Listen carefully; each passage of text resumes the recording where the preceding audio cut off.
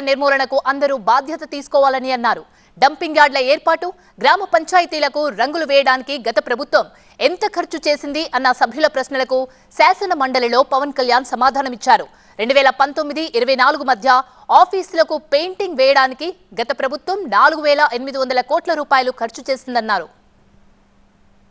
చెప్పింది ఏంటంటే ఇప్పుడు మల్టీగ్రేడ్ వాటర్ స్కీమ్ లాగా అసలు మొత్తం మండల్ హెడ్ క్వార్టర్స్గా ఉండి మెయిన్ ఈ డంపింగ్ యార్డ్స్కి సంబంధించి ప్రతి గ్రామం నుండి ప్రత్యేకంగా కొన్ని బండ్లు పెట్టి చెత్తను సేకరణ, ఎందుకంటే కొన్నిసార్లు కొన్ని గ్రామాల్లో స్థలాల సేకరణ కొంచెం కష్టంగా ఉంది. ఎందుకంటే కనీసం స్కూల్స్కి కూడా సెంటు భూమి లేని గ్రామ పంచాయతీలు ఉన్నాయి అధ్యక్ష.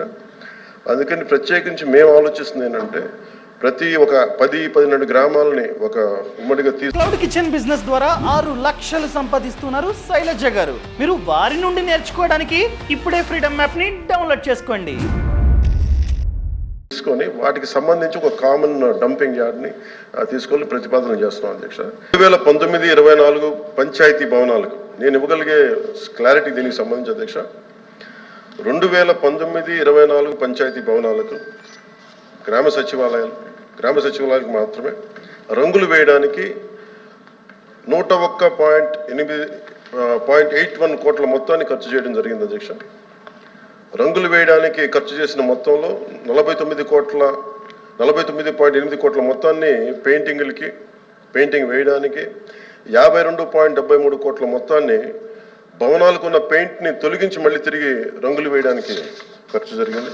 సార్ ఇది అడిగిన ప్రశ్నే సార్, ఇది 4,800 కోట్లు ఖర్చు చేశారన్న విషయం వాస్తవం. ఇది ప్రత్యేకించి 2019-24 కాలంలో పంచాయతీ భవనాలు మరియు ఇతర కార్యాలయాలకు రంగులు వేయడం సుమారు 4,800 కోట్లు ఖర్చు చేశారన్న విషయం వాస్తవమేనా?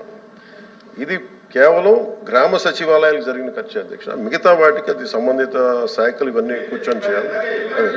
ఇది మీరు ఇందాకనే చెప్పారు పవన్ కళ్యాణ్ గారు, దీనికి సంబంధించి మీరు ప్రత్యేకమైన చర్చ జరుగుతారంటే